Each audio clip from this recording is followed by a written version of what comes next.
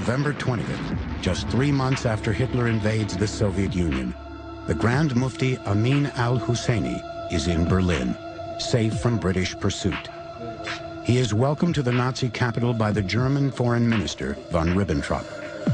The Mufti failed in Iraq, but he is convinced that a Nazi victory in the war will, in the end, give him everything he wants.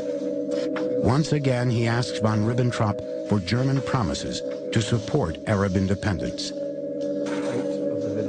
He insists that the Jews of the Middle East are part of a world conspiracy and makes it clear that he fully supports their complete annihilation. He asks von Ribbentrop for FaceTime with Adolf Hitler. Von Ribbentrop is impressed. He agrees that the Mufti should meet Hitler in person. The Grand Mufti wanted Hitler to promise an Arab national state in the Middle East, in the ancient lands of Islam. And that's exactly what Hitler was willing to offer them, either quietly or openly, depending upon the nature of the context. 8 days after he is greeted in Berlin by von Ribbentrop, the Grand Mufti has his long sought-after meeting with Adolf Hitler. Hitler explained to him that he would ask every people in the Middle East to deal with their Jews and to solve the Jewish problem. And it was clear what he meant. He meant to organize another Holocaust in the Middle East. With Hitler's blessing, the Grand Mufti is introduced to the chief of the SS, Heinrich Himmler. Himmler, his subordinate Adolf Eichmann, and al-Husseini become close friends. Himmler gives the Mufti the rank of Gruppenführer in the SS, the equivalent of general, and gives Amin and his followers a generous monthly allowance to set up an Arab bureau in Berlin. The Mufti was everywhere in Germany during World War II. He was parading up and down the street. He was making official visits. He was making embassy visits. He was on Radio Berlin nightly. Himmler puts the Mufti in charge of all Arabic broadcasting from Berlin. Over the airwaves, al-Husseini repeatedly calls for another Arab uprising against the British. He also rails against the Jews, inciting Arabs to, quote, kill the Jews wherever you find them. In all of his speeches afterwards, he would always explain there are three big enemies: the British, the Americans, and the Jews. He would depict America as the big enemy of the Arabs. The Mufti hated Jews. He hated Zionism. His goal was to destroy the Jews, kill them before they were allowed to immigrate.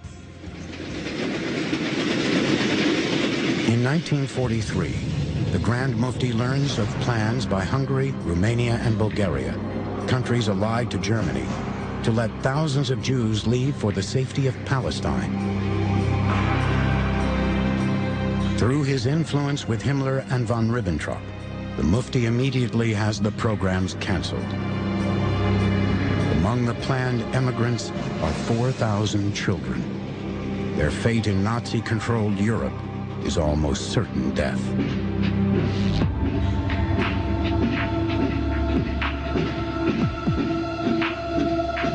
In the last 4 years of war, Germany has suffered enormous casualties on the battlefield. The Reich is desperate for fighting men. Heinrich Himmler begins recruiting Muslims from the Balkans with the enthusiastic help of the Grand Mufti, Amin al-Husseini.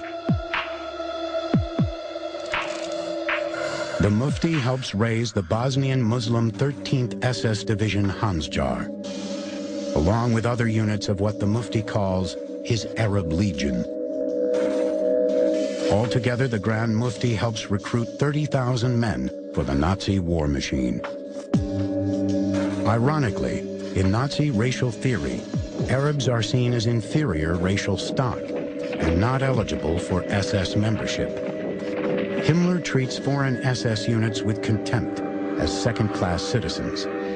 But after an extensive physical exam for the Mufti, he makes an exception. For this, he has Hitler's approval. The personal physician of the Grand Mufti evaluated the Grand Mufti, and he said he is not an Arab. He's a Caucasian, almost an Aryan.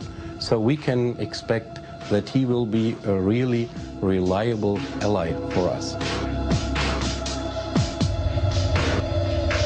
The SS division Hansjar is deployed hunting down underground resistors in Yugoslavia and acts as an internal security force in Hungary.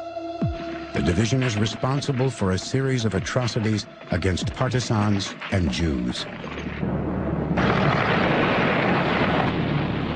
In April 1945, as Allied troops fight their way through Germany in the last battles of the war in Europe, the story of the Mufti's Muslim regiments takes one final twist.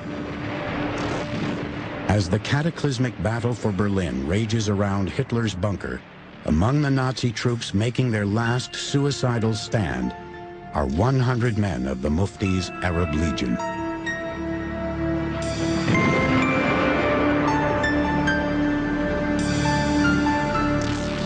With the Allied victory, the war is over.